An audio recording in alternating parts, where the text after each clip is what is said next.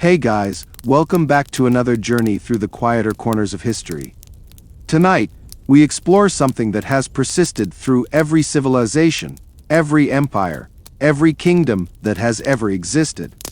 Something that caused rebellions, shaped societies, and touched the life of every single person from the poorest peasant to the wealthiest merchant. We're talking about taxes. Specifically, the complex, intricate, and absolutely fascinating system of medieval tax collection. Close your eyes if you wish. Get comfortable. Let the weight of your body sink into wherever you're resting. We're going back in time to an era where the arrival of the tax collector was as inevitable as the changing seasons, and where the methods of recording and collecting taxes were surprisingly sophisticated. Our story begins in the fields and villages of medieval Europe around the year 1100.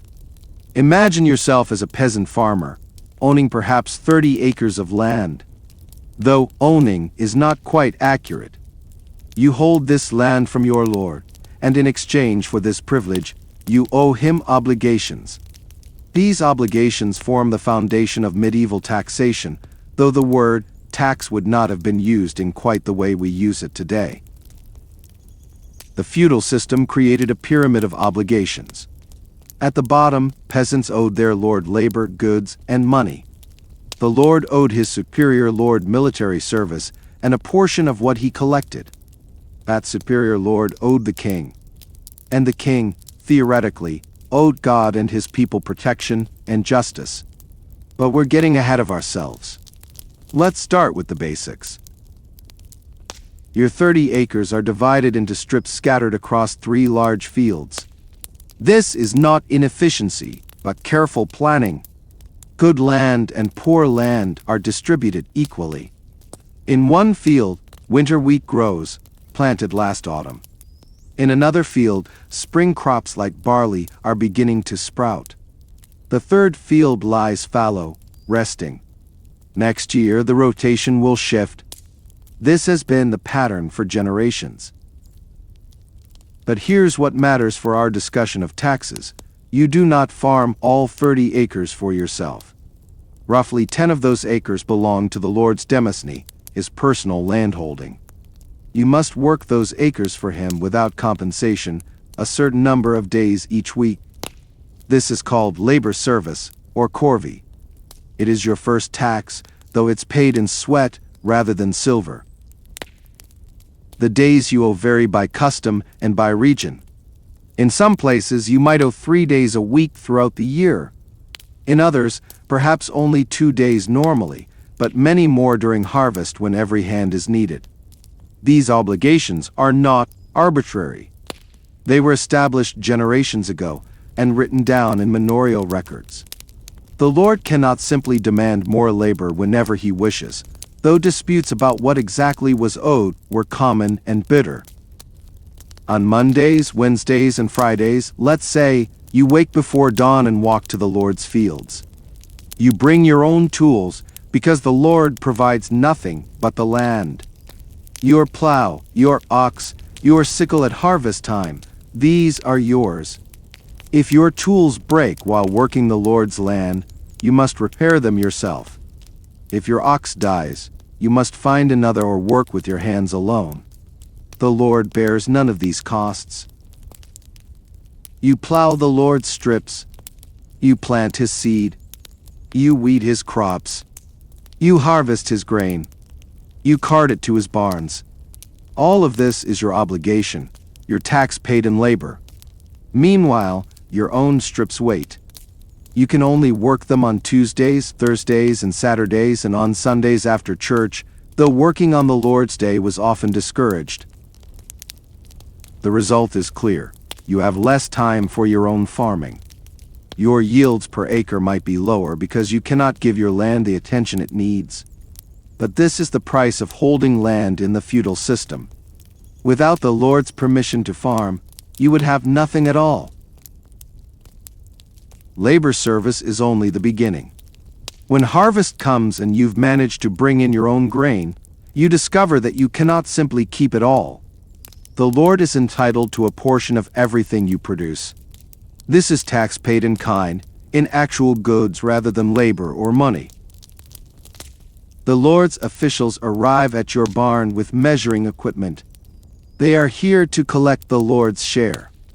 The exact proportion varies by region and by custom, but let's say the Lord is entitled to 1/10 of your grain. This is separate from the church's tithe, which we'll discuss shortly. The officials measure your grain carefully. They record the amount in their ledgers. They load 1/10 onto carts and take it away to the Lord's granaries. But grain is not the only thing taxed. Do you keep chickens? Several chickens per year go to the Lord. Do you have pigs? 1 piglet from each litter might be owed. Do you keep bees for honey? A portion of the honey is the Lord's. Have you fruit trees? Some of the fruit must be delivered to the manor house. Do you brew ale? The Lord might be entitled to a portion, or you might pay a fee for the right to brew it all. These payments in kind were carefully recorded. Medieval estate managers kept detailed rolls listing every peasant household and exactly what each owed. These documents, where they survive, are remarkably detailed. They tell us not just about taxation, but about daily life, what people grew, what animals they kept, how they made their living. The timing of these payments mattered greatly. Grain was collected after harvest, typically in late summer or early autumn. Chickens might be owed at Easter or Christmas. Honey came when the hives were harvested. The medieval year had a rhythm of obligations, each season bringing its own demands. For you, the peasant, this meant careful planning. You had to ensure you could meet your obligations while still feeding your family through the winter. A poor harvest was a disaster not just because it meant less food, but because the Lord's share was often calculated as a fixed amount rather than a percentage. Even if your harvest was half what it should be, you still owed the same number of chickens, the same amount of grain to the demesne. Alongside labor service and payments in kind, there existed money rents. These were fixed annual payments made in silver pennies or other currency.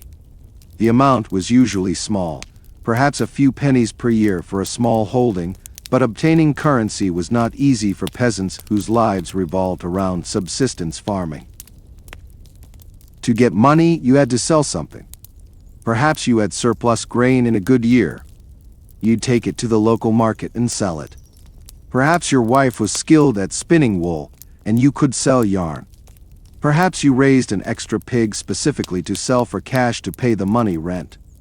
This necessity drew even subsistence farmers into the market economy, at least minimally. Over time, an interesting transformation occurred. Lords began to prefer money rents over labor service. Why? Because with money, they could hire workers who would do better work than unwilling peasants fulfilling obligations. A man working for wages had incentive to work efficiently. A peasant fulfilling corvée obligations had incentive to work as slowly as possible. Similarly, some lords began accepting money payments instead of goods. Instead of collecting chickens from 50 different households, which required transportation and storage and dealing with sick or dead chickens, the lord could simply collect money and buy chickens when and where he needed them. This was more efficient. For peasants, this transformation was mixed blessing. Those who were good farmers and could produce surpluses benefited. They could sell their produce, pay their obligations in money, and potentially have money left over. Those who were poor farmers or unlucky struggled even more. At least when you owed chickens, you could raise chickens.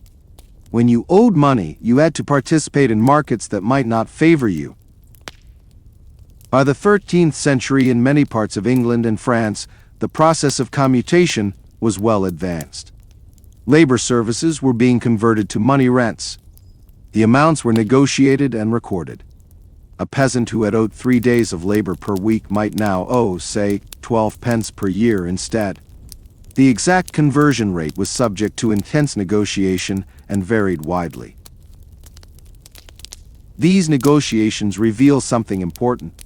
Medieval taxation was not simple extraction. It involved customs, precedents, and bargaining. Lords could not arbitrarily increase rents. There were limits based on tradition and on what peasants could actually pay. Push too hard, and peasants would flee to another manor, or even to towns where they might find freedom. Labor was valuable, and lords had to balance extraction with retention. We cannot discuss medieval taxation without addressing the tithe. This was a tax of a different sort, owed not to secular lords but to the church. The tithe was, in theory, 1/10 of everything you produced. It was based on biblical precedent and was considered a moral and religious obligation, not merely a secular duty. The tithe collector was often a local priest or a representative of the monastery that held the parish church. Like the Lord's officials, he would come to assess your harvest. He would take 1/10 of your grain. This was the great tithe on major crops. There was also a small tithe on lesser products, vegetables from your garden, young animals, dairy products, even the labor of your hands if you were a craftsman. The burden of the tithe fell on everyone, from the poorest peasant to wealthy merchants. Even lords paid tithes on their demesne production, though they often negotiated special arrangements. The universality of the tithe was both its strength and its source of resentment. Everyone had to pay, which meant everyone had reason to complain. Where did tithe money go? In theory, it supported the local priest, maintained the church building, provided for the poor, and supported the broader church hierarchy. In practice, things were more complicated.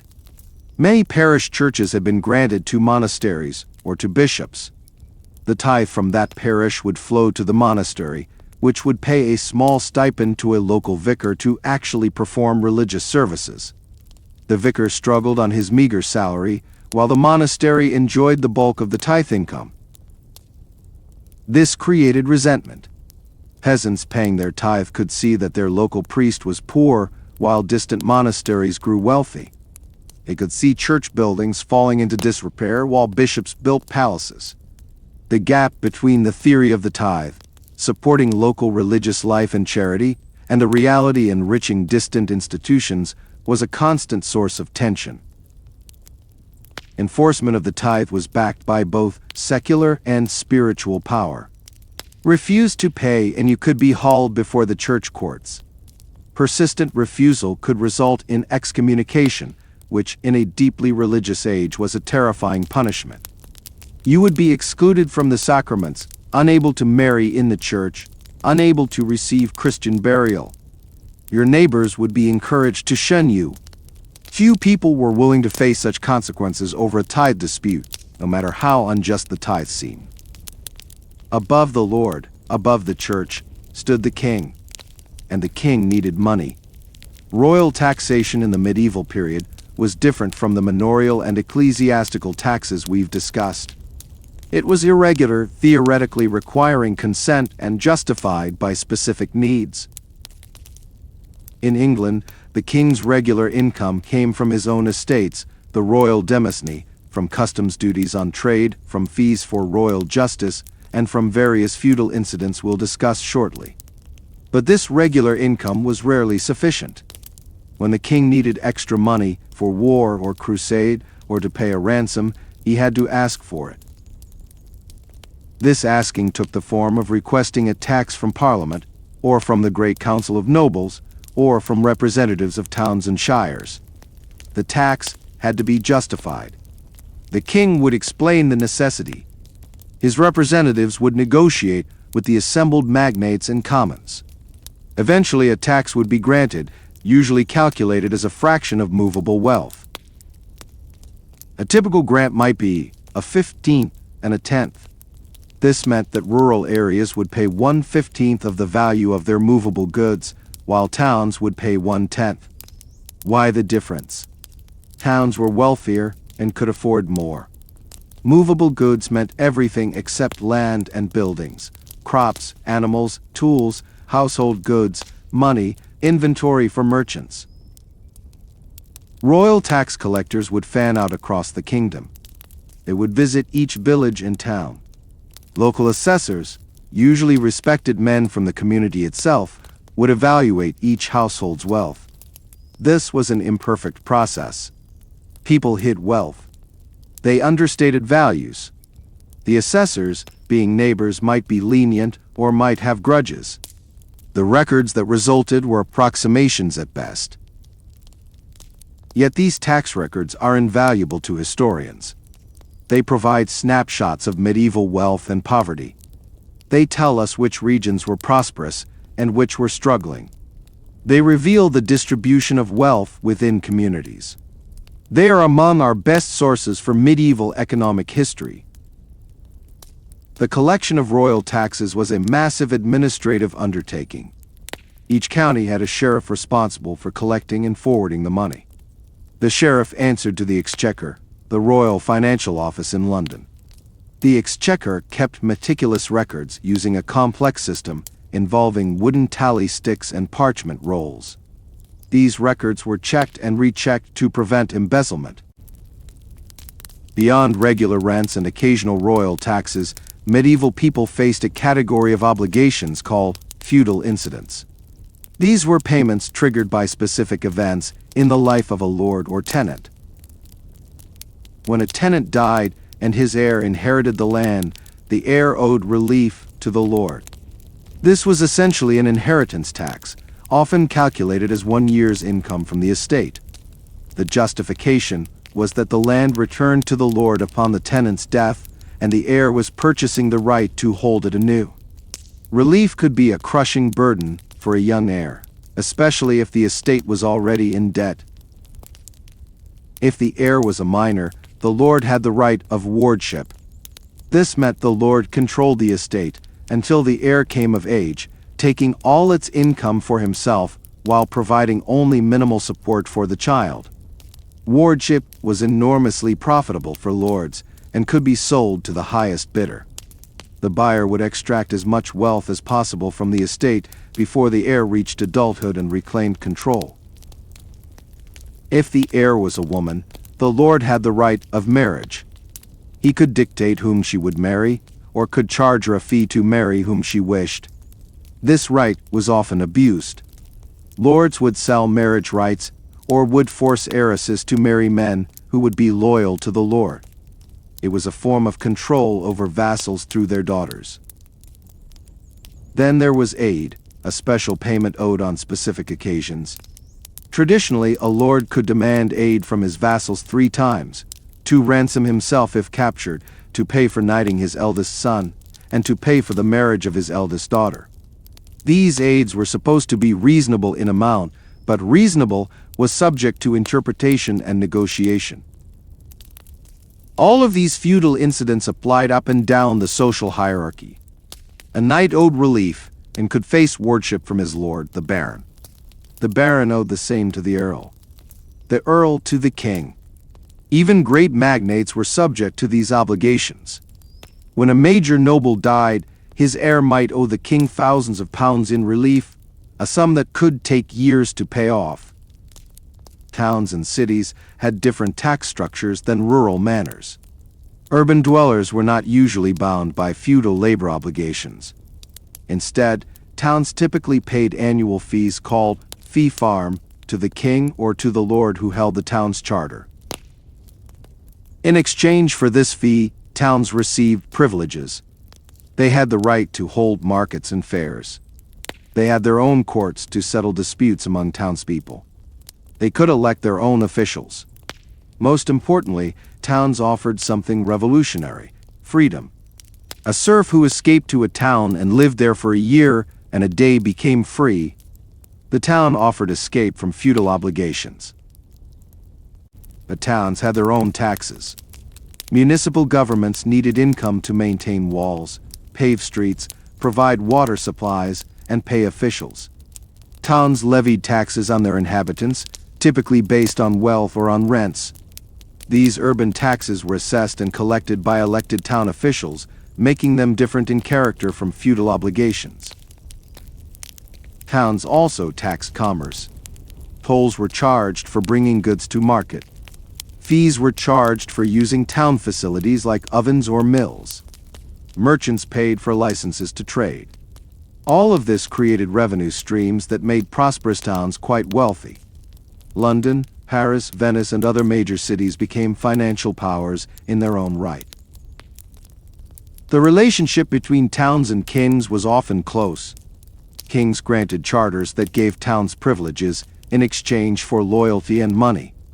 Towns provided the king with loans and with tax revenue that was easier to collect than scattered rural rents. In times of war, towns contributed money instead of soldiers, making them valuable allies. However, urban taxation sparked its own conflicts. Merchant guilds fought for exemptions and privileges. Different neighborhoods within cities might have different tax burdens, causing resentment. Poor urban workers often felt overtaxed compared to wealthy merchants who could negotiate lower rates through their influence. Urban tax riots were not uncommon. Every tax system requires collectors, and medieval Europe developed a complex hierarchy of officials responsible for gathering what was owed. Let's begin at the manorial level, with the reeve.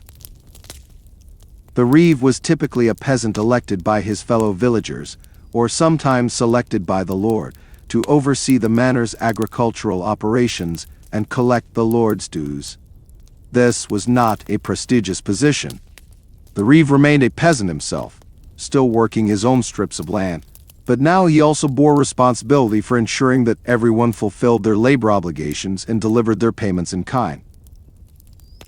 Imagine being chosen as reeve. Your neighbors might resent you because you must enforce obligations they'd rather avoid. You must track who has worked their required days and who hasn't. You must be present when grain is measured and animals are counted. You must report shortfalls to the Lord's steward. If collection falls short, you might be held personally responsible. The reeve kept wooden tally sticks to track obligations. These were pieces of wood notched to represent amounts owed and paid. When a peasant completed a day of labor service, a notch would be cut. When grain was delivered, notches recorded the amount. One half of the stick stayed with the reeve, the other half went to the peasant as a receipt. The two halves could be matched later to verify the record. This system worked even in a largely illiterate society. Above the reeve stood the bailiff or steward, a more educated official who managed multiple manors for a lord. The bailiff was usually literate, often a minor gentleman or a prosperous freeman. He traveled from manor to manor, inspecting operations, reviewing the reeve's records, settling disputes, and forwarding collected rents and goods to the lord's central estate. The bailiff kept written accounts. He recorded in Latin or French what each manor owed and what it had paid. These manorial accounts, where they survive, are extraordinarily detailed. They list every peasant by name, every obligation owed, every payment made. They track the lord's livestock, his grain stores, his expenditures on building maintenance and equipment. They are essentially medieval spreadsheets, recording the economics of agricultural estates with remarkable precision. For royal taxation, a different set of officials operated. In England, the sheriff of each county was responsible for collecting royal revenues. The sheriff was appointed by the king and answered directly to the exchequer. He was usually a knight or minor noble, a man with enough status to command respect, but dependent enough on royal favor to be kept in line. The sheriff's job was enormous. He collected regular revenues from royal estates within his county. He collected feudal incidents when they came due. When Parliament granted a tax, he organized its assessment and collection. He also collected amercements, fines from the county court, fees from royal forests, and various other odds and ends. All of this money had to be accounted for and delivered to Westminster. Under the sheriff worked numerous deputies and clerks. These men did the actual traveling to villages, the actual counting of goods, the actual recording of payments. They were paid from the revenues they collected, which created obvious incentives for corruption. A deputy might overestimate what was owed and pocket the difference. He might accept bribes to underestimate wealth. He might simply steal. For ecclesiastical taxes, the tithe collectors were usually local clergy or their representatives. A parish priest might collect his own tithes directly. More commonly, if the parish revenues belonged to a monastery or cathedral, a lay official called a tithe farmer would collect on behalf of the institution. The tithe farmer paid a fixed annual sum to the church and kept whatever he could collect above that amount. This system incentivized aggressive collection. Before taxes could be collected, they had to be assessed. How did medieval officials determine what each person owed? The methods varied by type of tax and evolved over time. For manorial obligations, assessment was based primarily on custom. Written documents called customals recorded what each tenant holding owed. These obligations were tied to the land, not the person. If you held a vergate roughly 30 acres, you owed a specific set of services and payments that had been established generations earlier. When land changed hands, the new tenant assumed the same obligations. These customals were consulted whenever disputes arose. They were treated almost like sacred texts, the written embodiment of immemorial custom. In reality, customals were sometimes forged or altered, but proving this was nearly impossible. If a document claimed that your holding had always owed 4 days of labor per week, you would have difficulty arguing otherwise, even if you were certain your grandfather had only owed 3. For royal taxation on movable wealth, assessment required surveys. When a tax was granted, royal commissioners would visit each county. It would appoint local assessors, usually respected men from each community who knew their neighbors' circumstances. These assessors would visit each household. The assessment process was theoretically thorough. Assessors were supposed to inventory everything of value: grain in the barn, animals in the fields, tools in the shed, goods in the shop, even household items like pots and furniture. They would assign values to each item and calculate the total. A fraction of this total, typically 1/10 or 1/15, was what the household owed. In practice, assessment was deeply flawed. The wealthy could hide assets. They might send livestock to distant pastures before assessors arrived. They might bury silver or claim that goods belonged to someone else. They had larger houses with more places to conceal wealth. Assessors, who were themselves taxpayers and often beholden to local power structures, might look the other way. The poor had fewer options to hide their meager possessions, and they also had less sophisticated understanding of how to minimize their assessment. A poor peasant might honestly report everything he owned, while a wealthy merchant would carefully structure his affairs to appear less wealthy than he was. The result was that medieval taxation was often regressive, falling more heavily on those least able to pay. Some of the most detailed medieval records are tax assessment rolls. The 1334 lay subsidy in England, for instance, assessed the movable wealth of virtually every village in the kingdom. The records tell us which villages were prosperous and which were poor, which regions were growing, and which were declining. Similar records exist for France, Italy, and other regions. These documents are invaluable for understanding medieval economic geography. Once taxes were assessed, they had to be collected. This was often the most difficult part of the process. It's one thing to determine that a village owes £50. It's quite another to actually extract £50 from reluctant taxpayers. Tax collectors traveled with armed escorts. This was necessary for several reasons. First, they carried money, making them targets for robbery. Second, they might face resistance from taxpayers unwilling to pay. Third, their presence needed to convey authority. A lone clerk demanding taxes might be ignored or even assaulted. A clerk accompanied by men-at-arms could not be so easily dismissed. Collection often occurred on designated days when the tax collector would set up in a central location, perhaps the village church or the manor house. Taxpayers would come to pay what they owed. The collector would check their names against his assessment roll, accept payment, and mark the payment in his records. The taxpayer would receive a tally stick or a written receipt as proof of payment. Payments came in various forms. Some people paid in silver pennies, the standard coin of the realm. Others paid in larger denominations, if they had them, or in foreign coins that had to be assayed and valued. Some tried to pay in goods instead of money, offering grain or livestock, which the collector might accept if he could easily sell them. Some paid in bills of exchange or promissory notes, essentially IOUs that would be redeemed later. The logistics of transporting collected taxes were challenging. Coins were heavy. 50 pounds sterling weighed literally 50 pounds of silver. Moving large sums required wagons, guards, and secure storage at each stopping point along the route. Collectors preferred to convert grain and livestock into money locally rather than transport physical goods long distances. Routes to royal treasuries or manorial centers were planned carefully. Collectors traveled main roads where possible, avoiding forests and other places where ambush was likely. They stayed in monasteries or castles at night, places with walls and guards. They sent advance notice of their arrival so that proper security could be arranged. Despite all precautions, theft was common. Some collectors were robbed.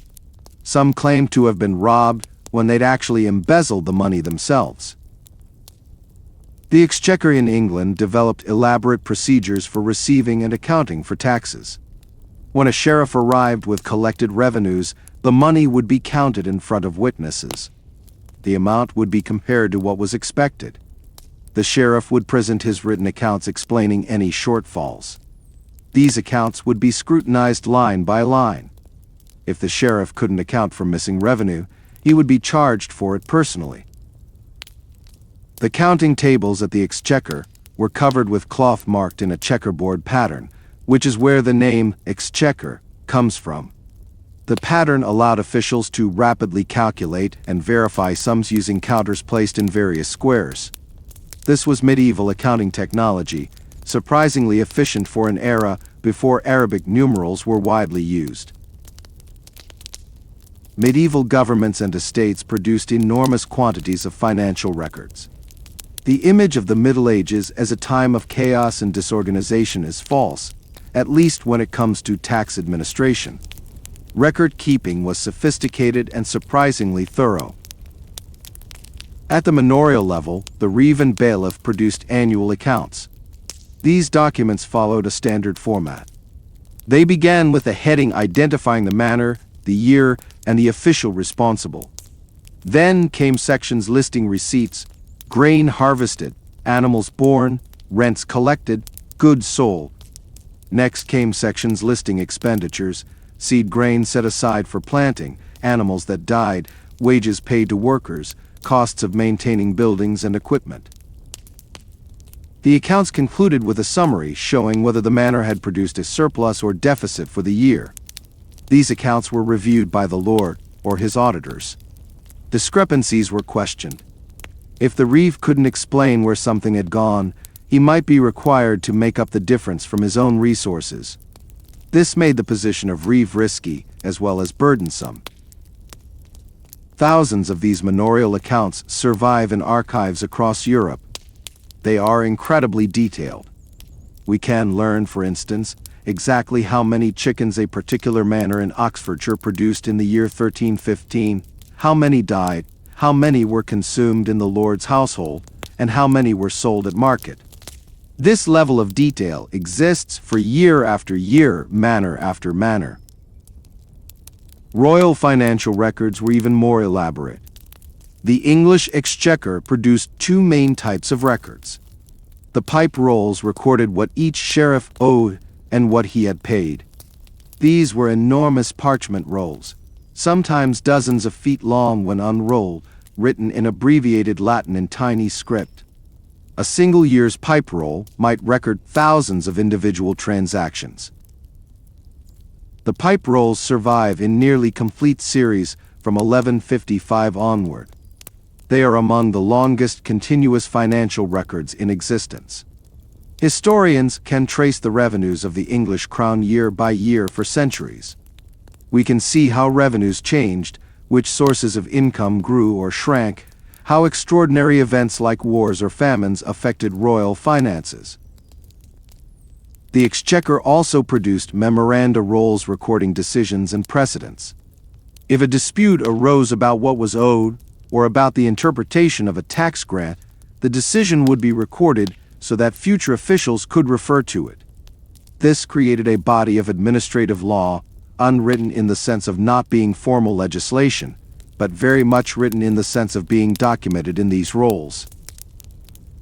Other records tracked specific types of revenue. Forest rolls recorded income from royal forests. Judicial rolls recorded fines and amercements from courts. Customs rolls tracked duties collected on trade. All of these fed into the central accounting at the Exchequer, where clerks compiled overall statements of royal finances. The Church kept comparable records. Bishops' registers recorded the collection of tithes and other ecclesiastical revenues. Monastic cartularies compiled copies of deeds, grants, and financial documents. Papal tax collectors, when they operated in various kingdoms, produced detailed accounts of what they collected and how it was spent or forwarded to Rome. All of this record-keeping served multiple purposes. It allowed central authorities to monitor their officials and detect embezzlement. It provided evidence in legal disputes about what was owed. It helped in planning by showing patterns of income and expenditure. And it created institutional memory, allowing later officials to understand what had been done in the past. Not everyone paid their taxes willingly or fully. Resistance took many forms, from passive foot-dragging to violent rebellion. Understanding this resistance is crucial to understanding how medieval taxation actually functioned. The simplest form of resistance was concealment. Taxpayers understated their wealth for production. They hid grain before assessors arrived. They claimed livestock belonged to someone else. They undervalued goods they couldn't hide. In a society without modern surveillance or forensic accounting, such evasion was relatively easy. Corruption of officials was another strategy. A wealthy merchant might bribe the assessor to record less wealth than actually existed. A peasant might offer a chicken to the bailiff in exchange for overlooking missed labor services. These small corruptions were pervasive, building into the expected operation of the system. Legal resistance was also common. Taxpayers might claim exemptions or privileges. Religious institutions often had charters exempting them from certain taxes. Towns might have negotiated special rates. Individual families might claim ancient privileges. Every exemption had to be documented and verified, creating endless opportunities for dispute. Some resistance was collective. An entire village might refuse to pay, claiming the tax was unjust or that they were too poor. They might appeal to higher authorities, petitioning the king or parliament. Sometimes these appeals succeeded, especially if the village could prove genuine poverty, or if their lord had violated custom in imposing new obligations. More dramatic was violent resistance. Tax collectors were sometimes driven away by angry villagers. In extreme cases, they were assaulted or even killed. Such violence was dangerous for the perpetrators. It could bring severe punishment, but desperation sometimes overcame fear. The Peasants' Revolt of 1381 in England was triggered partly by taxation, specifically by repeated poll taxes that fell equally on rich and poor. When tax collectors tried to enforce payment, violence erupted. Rebels burned tax records, killed officials, and marched on London. Though the revolt was ultimately suppressed, it demonstrated the limits of what populations would tolerate. Flight was another form of resistance. Peasants who found their obligations unbearable might flee to another manor where they hoped for better treatment, or to a town where they might gain freedom. Lords tried to prevent this through legal restrictions on movement, but enforcement was difficult. Empty holdings generated no revenue, so lords had incentive to keep their tenants satisfied enough to stay. The church faced its own resistance to tithes. Peasants resented seeing their tithes support distant monasteries rather than local priests. Merchants argued that tithes on trade goods were unfair. Debates raged about exactly what should be tithe. Must you tithe the labor of your hands, or only agricultural products? These disputes filled church courts for centuries. What happened if you simply couldn't or wouldn't pay your taxes? The consequences varied depending on the type of tax, the amount owed, and your social status. For manorial obligations, persistent refusal could result in eviction. The lord could take back your land and give it to someone more compliant. This was a severe punishment. Without land, you have few options. Beg, become a landless laborer working for wages, or try your luck in a town. For most peasants, keeping their holding was worth enduring heavy obligations. Before eviction, however, lords had other enforcement mechanisms. They could confiscate goods to the value of what was owed. The bailiff might take your ox, or your grain, or your tools. This was called distraint. It was economically counterproductive if taken too far. A peasant without tools or plow animals couldn't farm, which meant no future revenue, but it was effective as a threat. Peasants could also be fined in the manorial court. These courts met regularly to handle disputes and enforce obligations. If you missed labor service without valid excuse, you could be fined.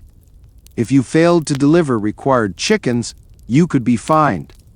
The fines were recorded in court rolls and added to what you owed. Persistent offenders might face escalating fines until compliance became cheaper than continued resistance. For royal taxes, the consequences of non-payment were potentially more severe.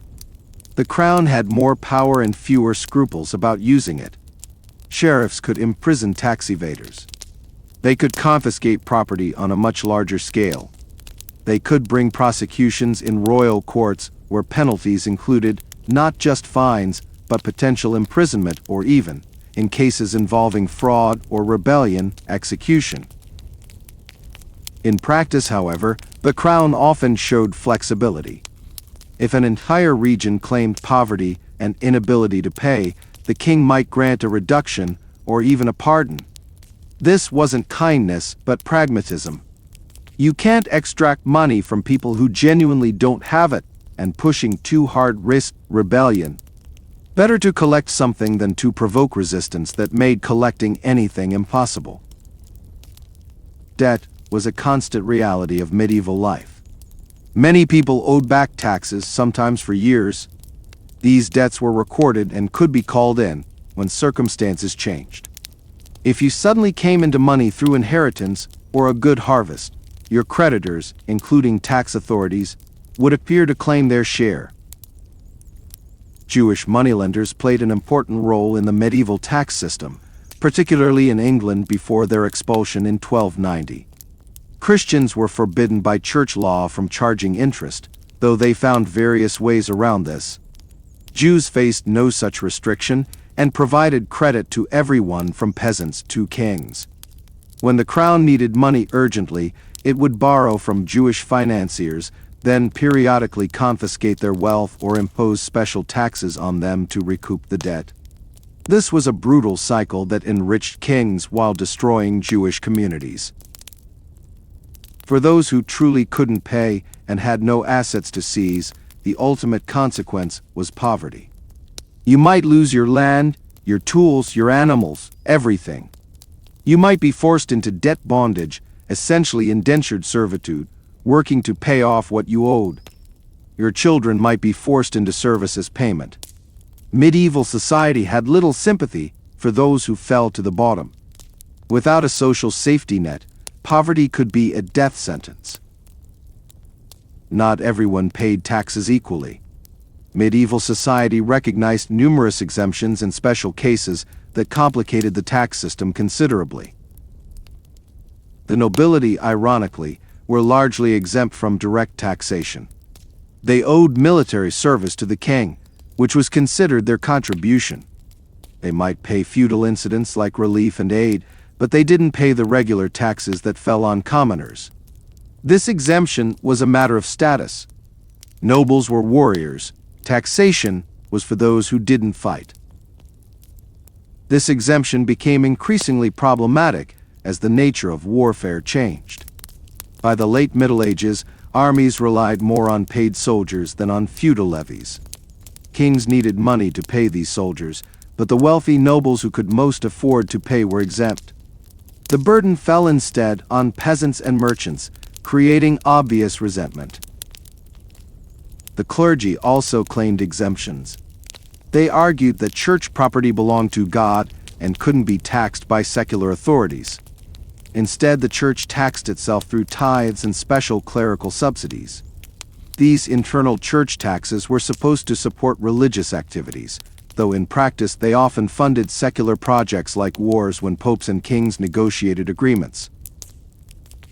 Disputes over clerical taxation were constant. Kings wanted access to church wealth, which was enormous. The church wanted to maintain its independence. Compromises were reached. The clergy might pay taxes, but call them voluntary gifts to preserve the principle that they couldn't be forced to pay. Or kings might tax church property differently than other property. These were more than semantic games. They reflected deep conflicts about authority and sovereignty. Certain professions claimed exemptions. Scholars at universities were often tax-exempt, as were sometimes physicians, on the grounds that their services benefited the community. Royal officials were frequently exempt from local taxes while performing their duties. Soldiers on campaign didn't pay taxes on property they'd left behind, on the theory that military service was their payment. Some regions had special status. The Cinque Ports in England, 5 coastal towns that provided ships for the Navy, paid reduced taxes in exchange for their naval service. Border regions facing frequent warfare sometimes received tax relief. Recently conquered territories might be given temporary exemptions to encourage settlement and development. All of these exemptions meant that the effective tax burden varied enormously depending on who and where you were. 2 peasants with similar holdings might pay very different amounts if one lived in a privileged region and the other didn't. This geographic variation in taxation was a major factor in economic development, as people and resources tended to flow toward areas with lighter tax burdens. After all the assessment, collection, transportation, and accounting, what actually happened to tax revenue? Where did it go? Understanding this helps us see what medieval governments actually did and what they prioritized. The largest single expenditure for most medieval governments was warfare. Kings needed armies, and armies cost money. Soldiers had to be paid, fed, and equipped. Castles had to be built and maintained. Weapons and armor had to be manufactured. Ships had to be constructed for naval campaigns. The costs were staggering. Consider the 100 Years' War between England and France, which lasted from 1337 to 1453. English kings spent enormous sums trying to conquer and hold French territory. Soldiers' wages alone consumed vast portions of royal revenue. Archers received 6 pence per day. Knights received much more. A campaign involving thousands of men for months could drain years of accumulated tax revenue. Edward III of England funded his French wars partly through taxation, partly through borrowing. He would request subsidies from Parliament, promising they were necessary for the kingdom's defense. Parliament would grant them, often reluctantly. The money would be spent on the campaign. Then Edward would need more money, and the cycle would repeat. By the end of his reign, the crown was deeply in debt, despite heavy taxation. Royal households were another major expense. A medieval king wasn't just a political leader, he was expected to maintain a magnificent court that demonstrated his power and prestige. The royal household included hundreds of people, Administrators, servants, guards, entertainers, chaplains. All had to be paid, fed, and housed. The household traveled constantly, moving from one royal estate to another. This wasn't just restlessness. The king needed to consume the produce of his estates in person because transporting everything to a single location was impractical. So the court would descend on an estate, spend weeks or months consuming its stored food and drink, then move on to the next estate. The cost of hosting the king was substantial. Royal building projects consumed significant revenue. Kings built and renovated castles, palaces, cathedrals, and monasteries. Edward I of England spent enormous sums constructing castles in Wales to cement his conquest. These weren't just military installations, they were statements of power, physical manifestations of royal authority built in stone. Administrative costs, while smaller than military or household expenses, were still significant. The bureaucracy had to be paid. Sheriffs, clerks, judges, tax collectors all received salaries or fees. The exchequer itself required substantial funding. Parchment for records was expensive. Ink had to be purchased. Buildings had to be maintained. Medieval government was labor-intensive and required infrastructure. At the manorial level, collected revenues supported the lord's lifestyle and his own obligations to his superiors. A baron collected from his manors to pay his knights, maintain his castles, fulfill his duties to the king, and support his household. The money flowed upward through the feudal hierarchy, each level taking its share and passing the rest higher. Church revenues served different purposes, at least in theory. Tithes were supposed to support parish priests, maintain church buildings, and provide charity to the poor. In practice, much tithe revenue enriched higher clergy and religious institutions. Bishops lived like princes. Major monasteries accumulated vast wealth. The gap between Christian ideals of poverty and ecclesiastical reality was stark and increasingly criticized. Some tax revenue did support genuine public goods. Kings maintained roads, though often poorly. They supported some charitable institutions. They funded courts that provided justice after a fashion. They sometimes intervened during famines to provide grain, though not always effectively. But compared to modern governments, medieval states provided minimal public services. Most of what we'd consider essential services, education, healthcare, social welfare, were either provided by the church or not provided at all. Chapter 16. Economic impact of taxation. Medieval taxation wasn't just extraction, it shaped the economy in profound ways. Understanding these effects helps us see how tax systems influence development and why some regions prospered while others stagnated. Heavy taxation reduced agricultural investment. A peasant who owed half his production to various authorities had little incentive to improve his farming. Why clear more land or adopt better techniques if the benefits would be taken? This dampened agricultural productivity. Where taxes were lighter or more predictable, innovation was more common. However, the conversion from labor services to money rents, which we discussed earlier, had positive effects. It forced peasants to participate in markets, selling surplus production to obtain cash. This monetized the rural economy. Markets expanded. Specialization increased. Regions that made this transition earlier tended to develop more vibrant economies. Taxation created demand for currency. As more obligations were paid in money rather than goods, the need for coins increased. This encouraged trade and mining. Silver mines in Central Europe became increasingly important. Italian bankers developed sophisticated financial techniques to move money across long distances. The tax system inadvertently drove financial innovation. Urban growth was partly a response to rural taxation. Towns offered escape from feudal obligations. A serf who reached a town and stayed a year and a day became free. This was enormously attractive. Towns grew partly through natural increase, but largely through migration from the countryside. Heavy rural taxation thus contributed to urbanization. Royal taxation affected international trade. Customs duties on wool exports from England, for instance, were a major source of royal revenue. These duties influenced how much wool was exported versus processed domestically. Tax policy became trade policy. Kingdoms competed to attract merchants by offering favorable tax treatment, an early form of tax competition. Military spending funded by taxation had mixed economic effects. Building castles employed stonemasons, carpenters, and laborers. Supplying armies created demand for food, cloth, weapons, and transport. War was economically destructive, but military preparation stimulated certain sectors. Regions along military supply routes sometimes prospered from the traffic. Debt created by taxation, or more precisely by the gap between tax revenue and expenditure, had long-term consequences.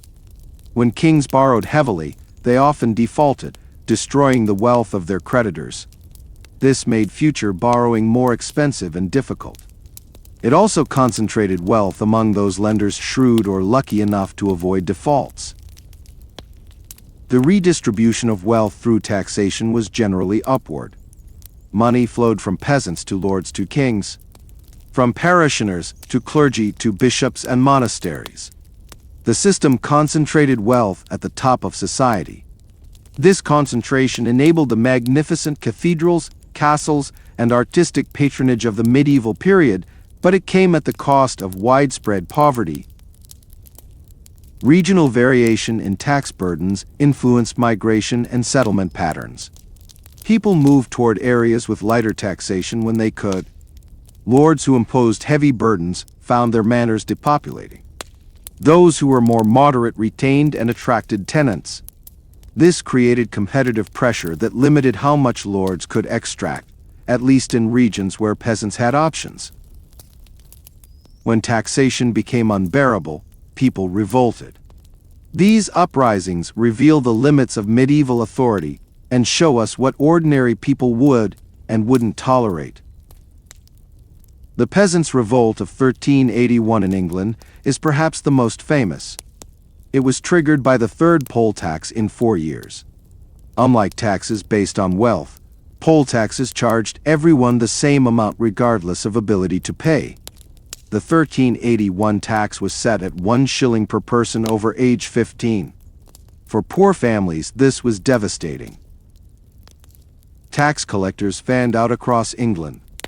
In Essex, when a collector tried to verify that young women were truly old enough to pay, violence erupted. The locals killed the collector. Word spread. Within days, rebellion had engulfed much of southeast England.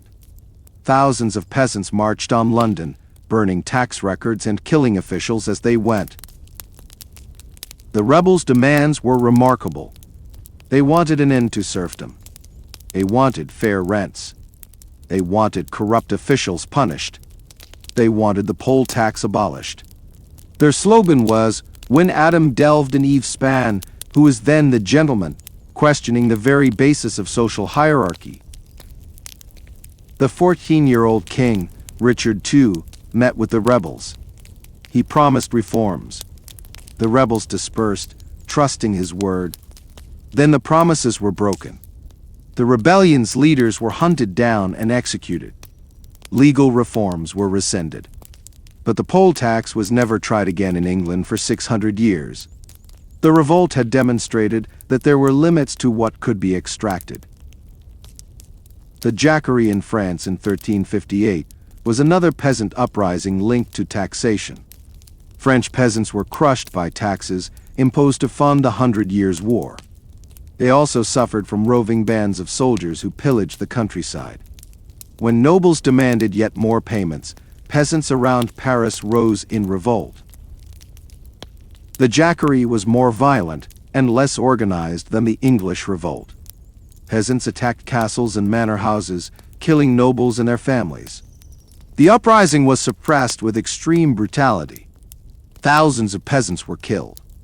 But again, the revolt sent a message about the limits of exploitation. The Ciompi revolt in Florence in 1378 was urban rather than rural. The Ciompi were wool workers, the poorest laborers in Florence's dominant industry. They were heavily taxed but had no political rights. When economic hardship coincided with heavy war taxes, they revolted. For a brief period, they seized control of the city government and enacted reforms to reduce taxes on the poor and increase them on the wealthy. The reforms didn't last. The elite reasserted control within months.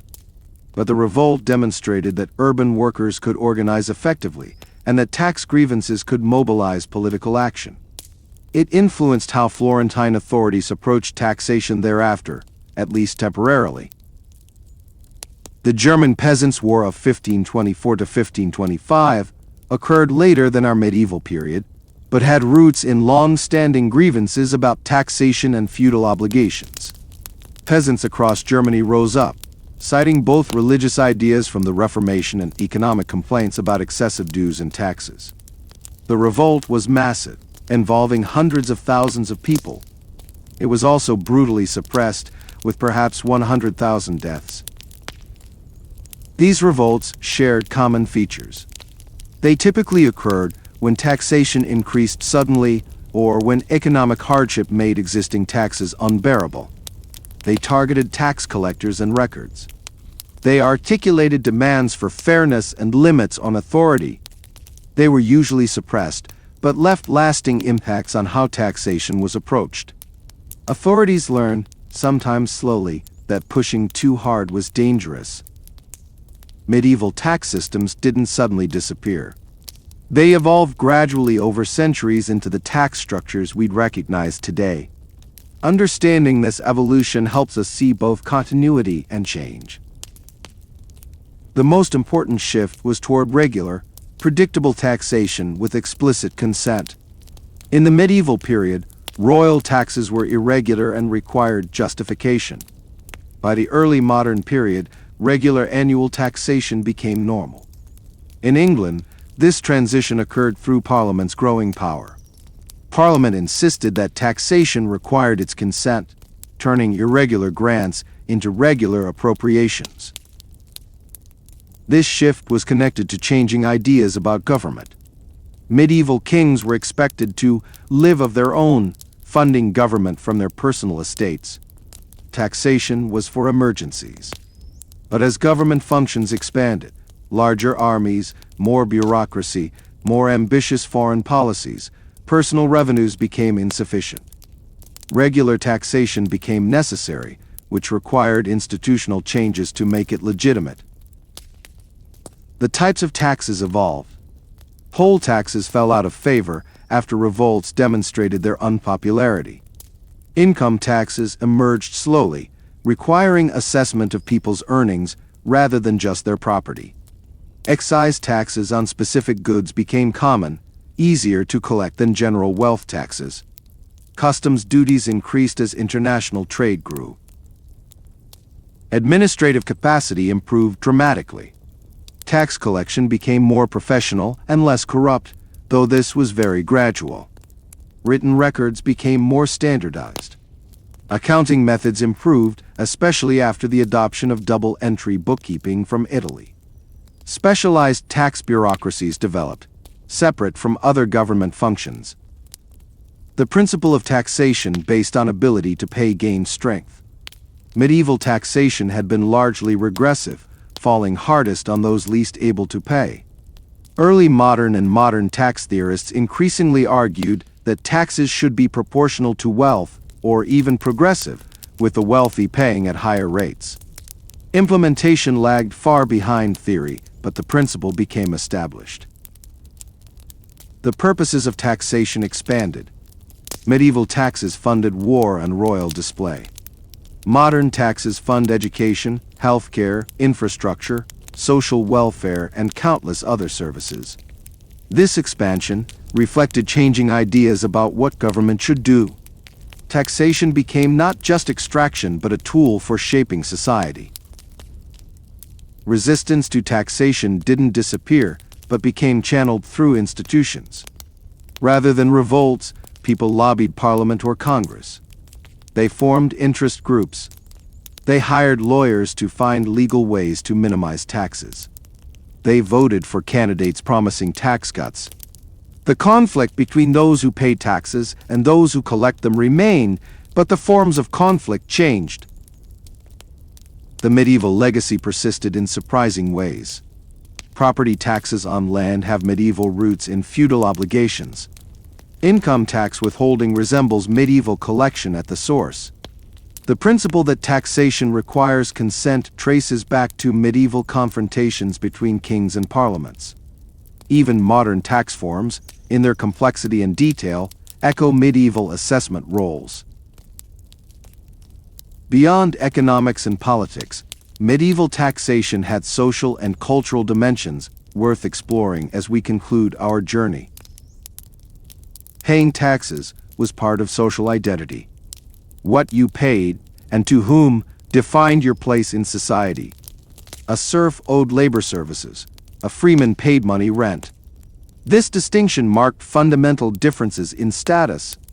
Tax obligations were badges of rank, sometimes worn reluctantly but always significant. Taxation reinforced hierarchy. The flow of wealth, from bottom to top, from peasants to lords to kings, physically manifested the social order. Every payment reminded people of their place. Every exemption enjoyed by nobles or clergy underscored their privileged status. The tax system didn't just extract wealth, it enacted social relationships. Disputes about taxation were often really disputes about status. When towns fought for tax exemptions, they were asserting their freedom and autonomy.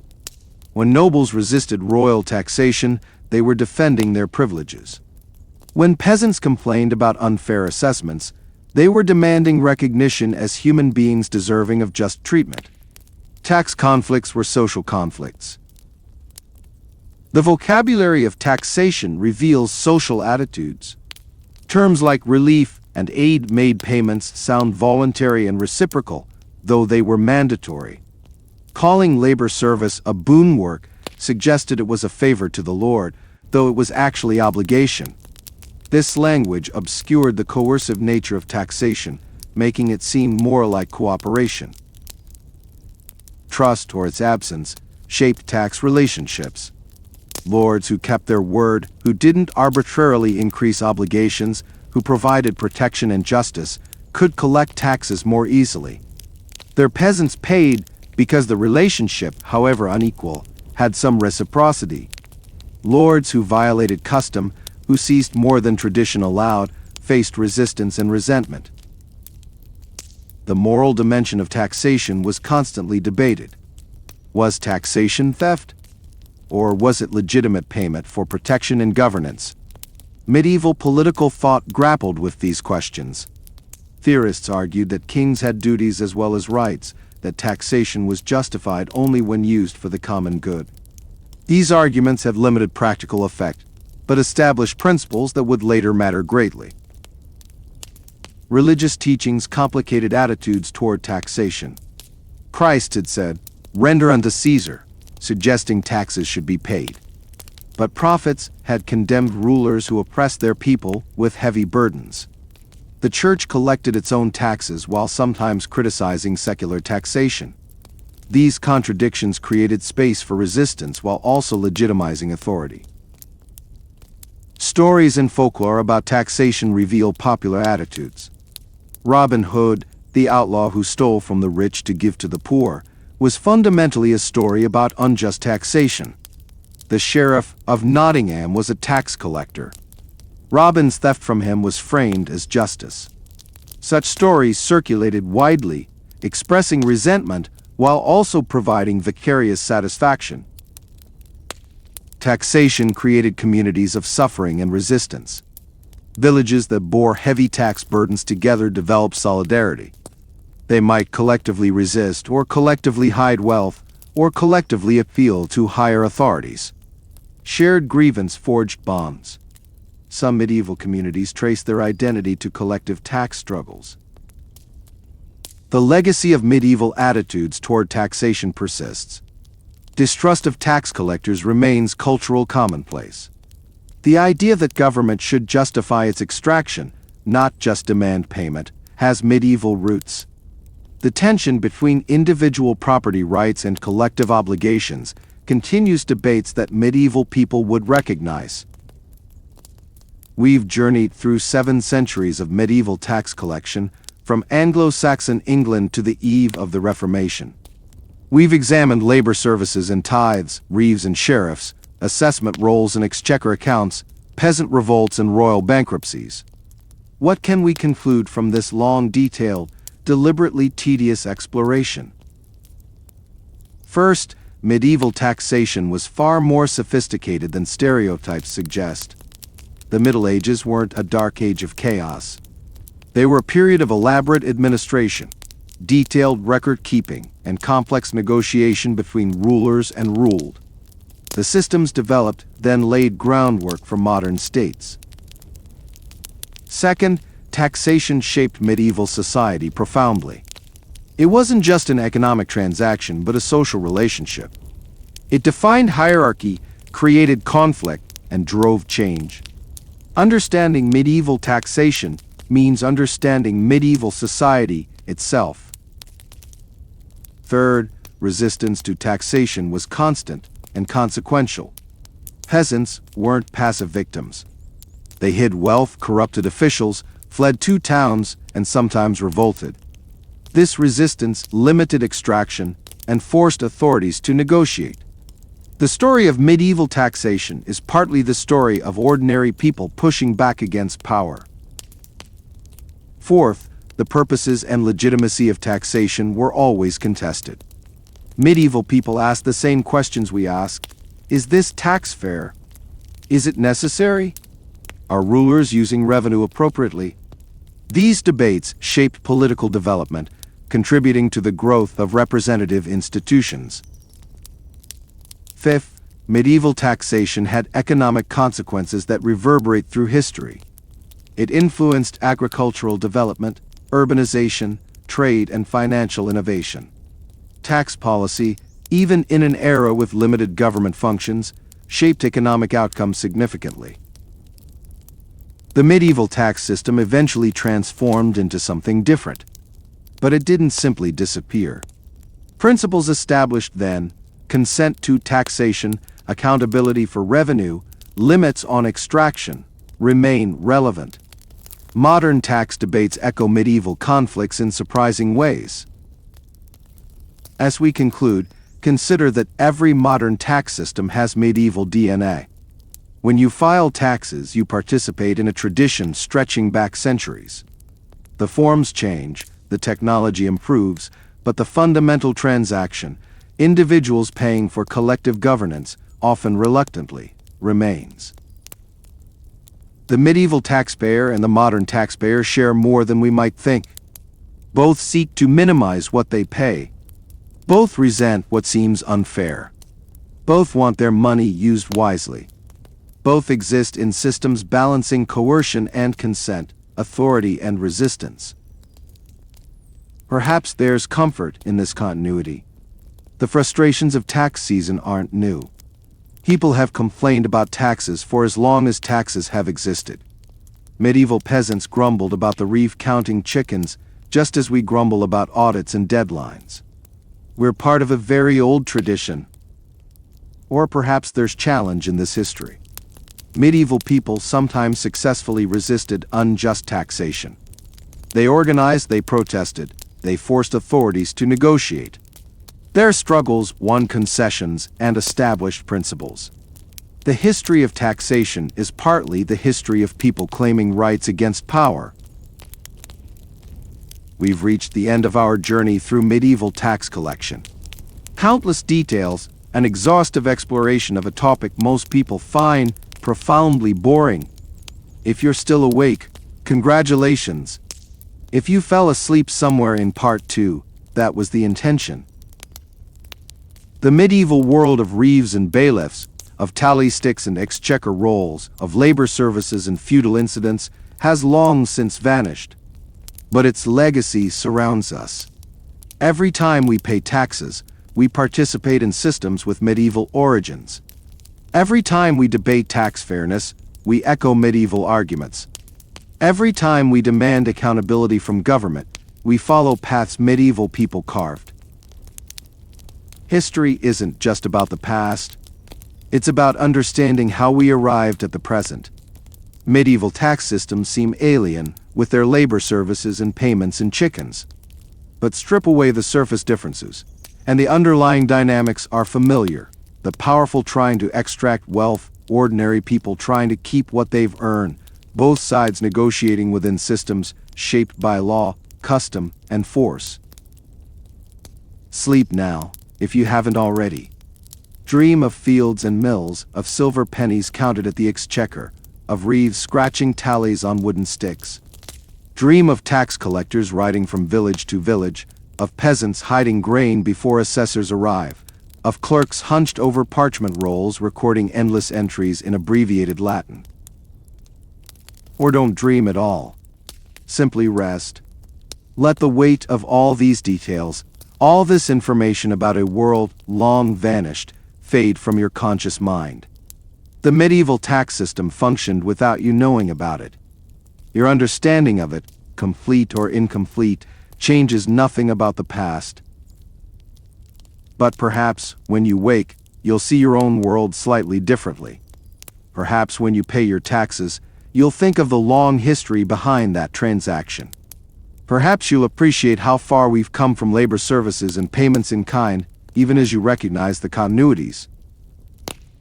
Or perhaps you won't think about it at all. Perhaps these three parts of medieval tax history will fade from memory, leaving only a vague recollection of having heard something about reeves and tithes once, long ago, in a deliberately boring history lecture designed to induce sleep. Either outcome is fine. History serves many purposes. Tonight it served the purpose of occupying your mind, with details complex enough to hold attention, but boring enough not to stimulate. The medieval scribes who kept those tax rolls never imagined their work would someday lull people to sleep 600 years later. But here we are. The ledger closes. The accounts are balanced, or at least as balanced as medieval accounts ever were. The tax collectors have finished their rounds. The silver has been counted and locked away. The records have been rolled up and stored in treasuries and archives. The system that generated all this activity has evolved beyond recognition. But the human experience at its heart, the tension between authority and autonomy, between collective needs and individual interest, between those who govern and those who are governed, that remains. We're still negotiating these tensions, still seeking the right balance, still arguing about what's fair and what's necessary. Medieval tax collection, in all its tedious detail, teaches us that these are eternal questions without final answers. Each generation renegotiates the social contract. Each era develops its own systems for funding collective action. The specifics change, but the underlying challenges persist. Rest now. The history of medieval taxation will still be here if you ever need it again, gathering dust in archives and books, preserved in records that medieval clerks created with such painstaking care. Their work outlasted them. These systems outlasted the civilization that created them. The past persists, quietly, waiting for anyone curious or insomniac enough to explore it. Good night, sweet dreams. And may your own tax obligations be lighter than those faced by a medieval peasant owing labor services, tithes, feudal incidents, and royal subsidies all at once. We have much to be grateful for, even on tax day.